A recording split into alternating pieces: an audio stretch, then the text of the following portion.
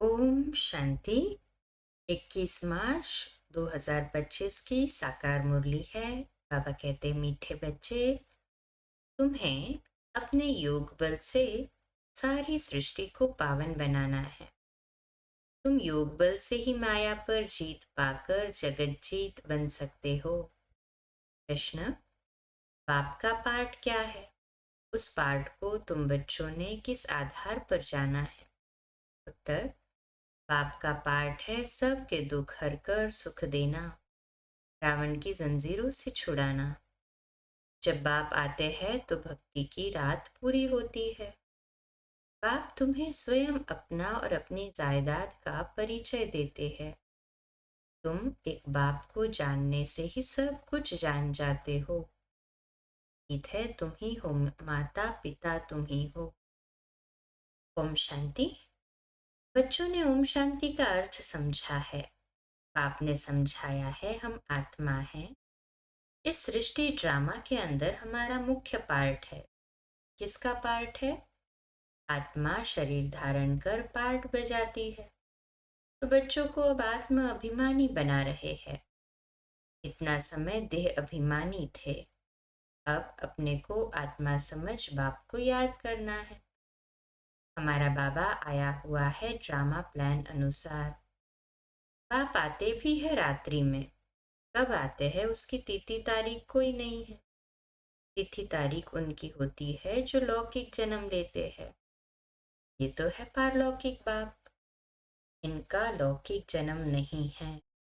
श्री कृष्ण की तिथि तारीख समय आदि सब देते हैं। इनका तो कहा जाता है दिव्य जन्म। बाप इनमें प्रवेश कर बताते हैं ये बेहद का ड्रामा है। उसमें आधा कल्प है रात।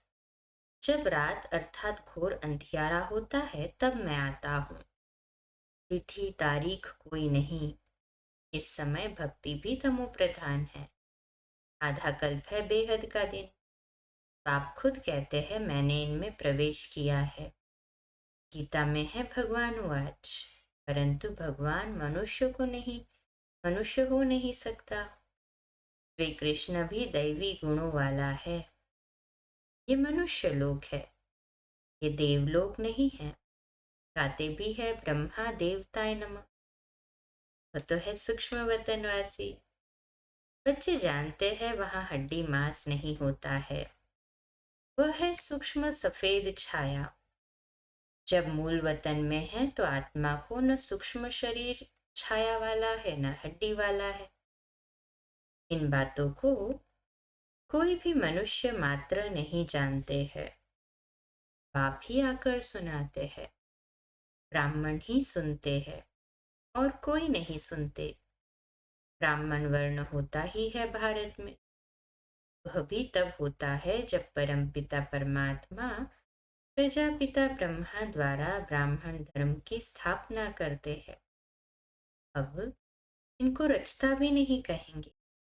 नई रचना कोई रचते नहीं है, सिर्फ रिजिनोवेट करते हैं। बुलाते भी है, हे बाबा पतित दुनिया में आकर हमको पावन बनाओ। अभी तुमको पावन बना रहे हैं। तुम फिर योग बल से सृष्टि को पावन बना रहे हो। माया पर तुम जीत पाकर जगत जीत बनते हो। योग बल को साइंस बल भी कहा जाता है। ऋषि मुनि आदि सब शांति चाहते हैं, परंतु शांति का अर्थ तो जानते नहीं। यहाँ तो जरूर पाठ बजाना है ना। शांति धाम है स्वीट साइलेंस हो। तुम आत्माओं को अब ये मालूम है कि हमारा घर शांति धाम है। यहाँ हम पाठ बजाने आए हैं।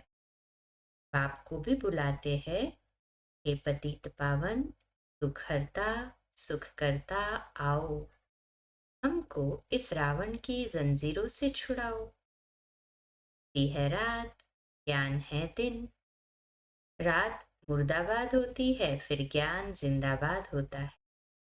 ये खेल है सुख और दुख का। तुम जानते हो पहले हम स्वर्ग में थे, फिर उतरते उतरते आकर नीचे हल में पड़े हैं। कलयुग कब खलास होगा, फिर सतयुग कब आएगा, ये कोई नहीं जानते। तुम बाप को जानने से बाप द्वारा सब कुछ जान गए हो।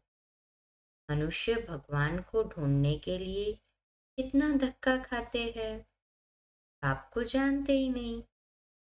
जाने तब जब बाप आकर अपना जायदाद का परिचय दे। वर्षा बाप से ही मिलता है, माँ से नहीं। इनको मम्मा भी कहते हैं, परंतु इनसे वर्षा नहीं मिलता है।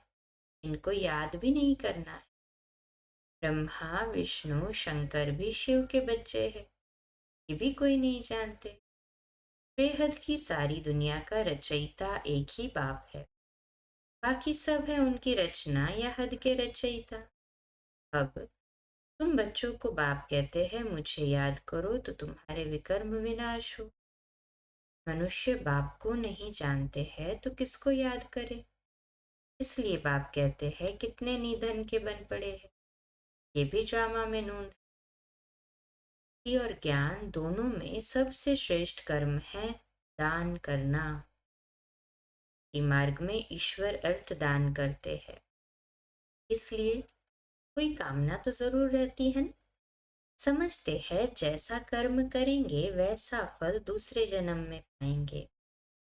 इस जन्म में तो जो करेंगे उसका फल दूसरे जन्म में पाएंगे। जन्म जन्मांतर नहीं पाएंगे, एक जन्म के लिए फल मिलता है। भक्ति में सबसे अच्छे से अच्छा कर्म होता है दान। दानी को पुण्य आत्मा कहा जाता है। भारत को महादानी कहा जाता है। भारत में जितना दान होता है उतना और कोई खंड में नहीं। बाप भी आकर बच्चों को दान करते हैं, बच्चे फिर बाप को दान करते, कहते हैं बाबा आप आएंगे तो हम अपना तन मन धन सब आपके हवाले कर देंगे, आप बिगर हमारा कोई नहीं। बाप भी कहते हैं मेरे लिए तुम बच्चे ही हो। मुझे कहते ही है हेवनली गॉड फादर, अर्थात स्वर्ग की स्थापना करने वाला। मैं आकर तुमको स्वर्ग की बादशाही देता हूँ। बच्चे मेरे अर्थ सब कुछ दे देते हैं, बाबा सब कुछ आपका है। भक्ति मार्ग में भी कहते हैं बाबा ये सब कुछ आपका दिया हुआ है। फिर वह चला जाता है तो दुखी हो जाते हैं। वह है भक्ति का अल्पकाल का सुख। आप समझाते हैं भक्ति मार्ग में तुम मुझे दान पुण्य करते हो इनडायरेक्ट, उसका फल तो तुमको मिलता रहता है ना। अब इस समय मैं तुमको कर्म अकर्म विकर्म का राज बैठ समझाता हूँ। भक्ति मार्ग में तुम जैसे कर्म करते हो उसका अल्पकाल सुख भी मेरे द्वारा तुमको मिलता है। इन बातों का दुनिया में किसको पता नहीं है। बाप ही आकर कर्मों की गति समझाते हैं। सतयुग में कभी कोई बुरा कर्म करते ही नहीं, सदैव सुख ही सुख है। याद भी करते हैं सुखधाम स्वर्ग को। अभी बैठे हैं नरक में, फिर भी कह देते फलाना स्वर्ग पधारा। आत्मा को स्वर्ग कितना अच्छा लगता है ना, आत्मा ही कहती है ना फलाना स्वर्ग पधारा। परंतु तमो प्रधान होने के कारण उनको कुछ पता नहीं पड़ता है कि स्वर्ग क्या नर्क क्या है। बेहद का बाप कहते हैं तुम सब कितने तमो प्रधान बन गए हो। रामा को तो जानते नहीं, समझते भी है कि सृष्टि का चक्र फिरता है तो जरूर हूबहू फिरेगा ना। वह सिर्फ कहने मात्र कह देते हैं। अभी ये है संगम युग, इस एक ही संगम युग का गायन है। आधा कल्प देवताओं का राज्य चलता है, फिर वह राज्य कहाँ चला जाता, कौन जीत लेते हैं, ये भी किसको पता नहीं। बाप कहते हैं रावण जीत लेता है। उन्होंने फिर देवताओं और असुरों की लड़ाई बैठ दिखाई है। अब बाप समझाते हैं 5 विकारों रूपी रावण से हारते हैं, फिर जीत भी पाते हैं रावण पर। तुम तो पूज्य थे, फिर पुजारी पतित बन जाते हो तो रावण से हारे ना। कि तुम्हारा दुश्मन होने के कारण तुम सदैव जलाते आए हो, परंतु तुमको पता नहीं है। अब बाप समझाते हैं रावण के कारण तुम पतित बने हो। इन विकारों को ही माया कहा जाता है। माया जीत जगत जीत, ये रावण सबसे पुराना दुश्मन है। अभी श्रीमत से तुम इन 5 विकारों पर जीत पाते हो। आप आए हैं जीत पहनाने। ये खेल है ना, माया ते हारे हार, माया ते जीते जीत। जीत बाप ही पहनाते हैं, इसलिए इनको सर्वशक्तिमान कहा जाता है। रावण भी कम शक्तिमान नहीं है, परंतु वह दुख देते हैं इसलिए गायन नहीं है। रावण है बहुत दुष्टर, तुम्हारी राजाई ही छीन लेते हैं। अभी तुम समझ गए हो हम कैसे हारते हैं फिर कैसे जीत पाते हैं। आत्मा चाहती भी है हमको शांति चाहिए, हम अपने घर जावे।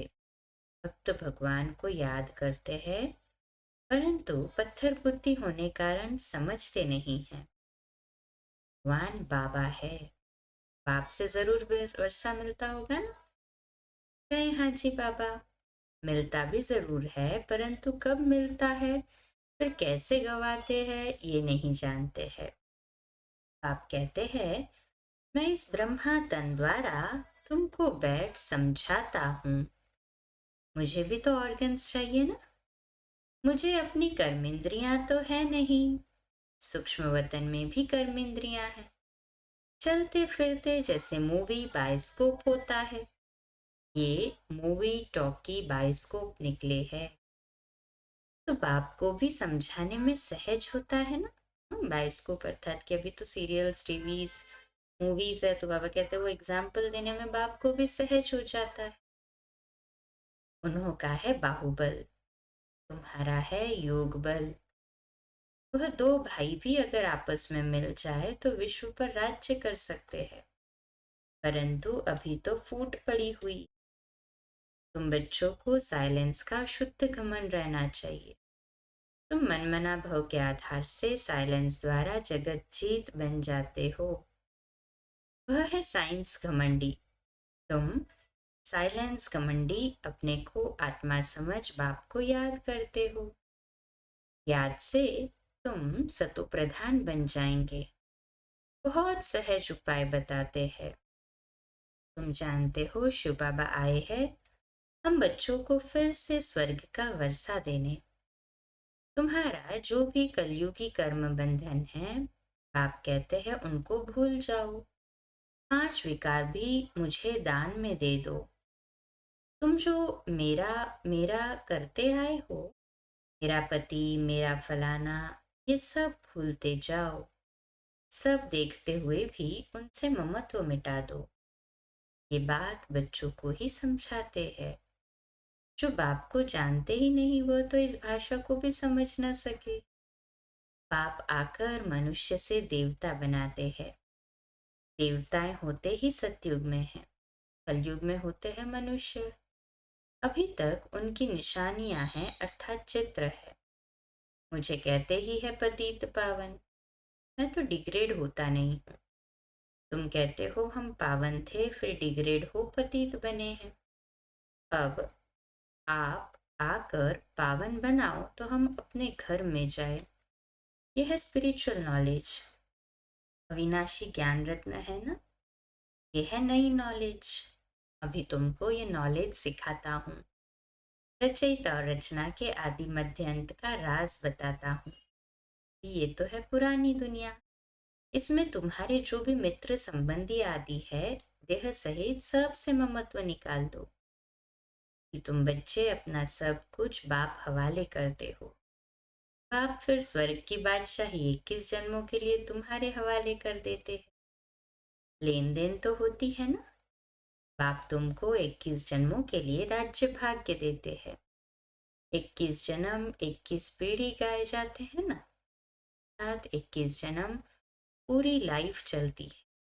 बीच में कभी शरीर छूट नहीं सकता, काले मृत्यु नहीं होती वहां। तुम अमर बन और अमरपुरी के मालिक बनते हो। तुमको कभी काल खा न सके। अभी तुम मरने के लिए पुरुषार्थ कर रहे हो ना। बाप कहते हैं देह सहित देह के सब संबंध छोड़ एक बाप से संबंध रखना है। अब जाना ही है सुख के संबंध में। दुख के बंधनों को भूलते जाएंगे। गृहस्थ व्यवहार में रहते पवित्र बनना है। बाप कहते हैं माम एकम याद करो, साथ साथ दैवी गुण भी धारण करो। इन देवताओं जैसा बनना है। यह एम ऑब्जेक्ट। ये लक्ष्मी नारायण स्वर्ग के मालिक थे। इन्होंने कैसे राज्य पाया, फिर कहाँ गए, ये किसको पता नहीं। अभी तुम बच्चों को दैवी गुण धारण करने हैं। किसको भी दुख नहीं देना है। बाप है ही दुख हरता सुख करता, तो तुमको भी सुख का रास्ता सबको बताना है, अर्थात अंधों की लाठी बनना है। अभी बाप ने तुम्हें ज्ञान का तीसरा नेत्र दिया है। तुम जानते हो बाप कैसे पार्ट बजाते हैं। अभी बाप जो तुमको पढ़ा रहे हैं, फिर ये पढ़ाई प्रायलोप हो जाएंगी। देवताओं में ये नॉलेज रहती नहीं। तुम ब्रह्मा मुखवंशावली ब्राह्मण ही रचता और रचना के ज्ञान को जानते हो, और कोई जान नहीं सकते। लक्ष्मी नारायण आदि में भी अगर ये ज्ञान होता तो परंपरा चला आता। वहां तो ज्ञान की दरकार ही नहीं रहती, क्योंकि वहां है ही सदगति। अभी तुम सब कुछ बाप को दान देते हो, तो फिर बाप तुमको 21 जन्मों के लिए सब कुछ दे देते हैं। ऐसा दान कभी होता नहीं। तुम जानते हो हम सर्वंश देते हैं। बाबा ये सब कुछ आपका है, आप ही हमारे सब कुछ हो। तुमेव माताश्च पिता तुमेव। पाठ तो बजाते हैं ना। बच्चों को अडॉप्ट भी करते हैं, फिर खुद ही पढ़ाते हैं, फिर खुद ही गुरु बन सबको ले जाते हैं। कहते हैं तुम मुझे याद करो तो पावन बन जाएंगे, फिर तुमको साथ ले जाऊंगा। यज्ञ रचा हुआ है, यह शिव ज्ञान यज्ञ। इसमें तुम तन मन धन सब स्वाहा कर देते हो। खुशी से सब अर्पण हो जाता है, बाकी आत्मा रह जाती है।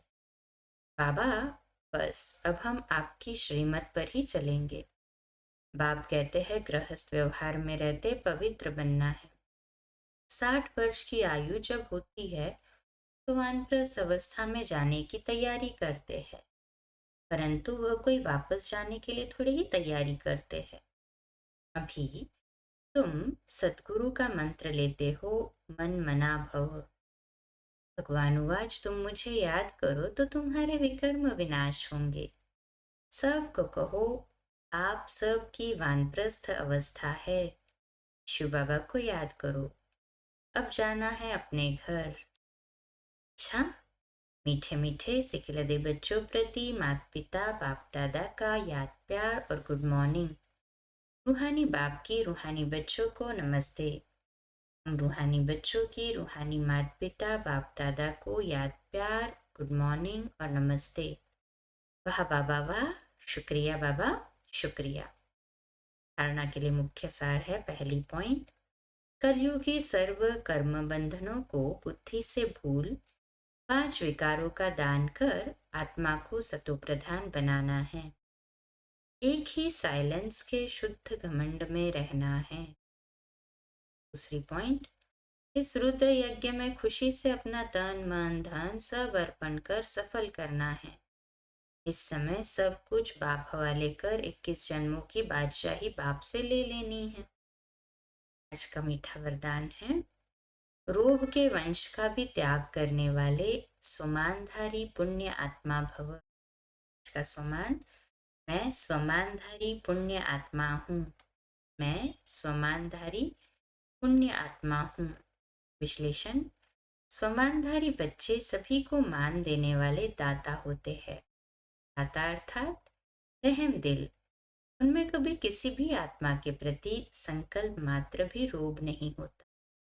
ये ऐसा क्यों, ऐसा नहीं करना चाहिए, होना नहीं चाहिए।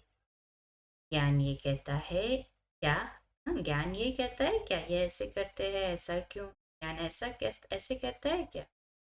ये भी सूक्ष्म रोब का अंश है, लेकिन स्वमानधारी पुण्य आत्माएं गिरे हुए को उठाएंगे, सहयोगी बनाएंगी। वह कभी ये संकल्प भी नहीं कर सकती कि ये तो अपने कर्मों का फल भोग रहे हैं, करेंगे तो जरूर पाएंगे, इन्हें गिरना ही चाहिए। ऐसे संकल्प आप बच्चों के नहीं हो सकते। स्लोगन है, संतुष्टता और प्रसन्नता की विशेषता ही उड़ती कला का अनुभव कराती है। अव्यक्त इशारा सत्यता और सभ्यता रूपी कल्चर को अपनाने का। सत्यता की शक्ति की निशानी है निर्भयता। कहा जाता है सच तो बिठो नच, अर्थात सत्यता की शक्ति वाला सदा बेफिक्र निश्चिंत होने के कारण, निर्भय होने के कारण खुशी में नाचता रहेगा। यदि अपने संस्कार व संकल्प कमजोर है तो वह कमजोरी ही मन की स्थिति को हलचल में लाती है। इसलिए पहले अपनी सूक्ष्म कमजोरियों को अविनाशी रुद्र यज्ञ में स्वाहा करो। अच्छा, कम बोलो, धीरे बोलो, मीठा बोलो, सत्य बोलो, सोच समझकर बोलो। निमित्त भाव, निर्माण भाव, निर्मल वाणी। आज का नया दिन आप सभी को मुबारक हो, मुबारक हो, मुबारक हो। शुभ दिवस।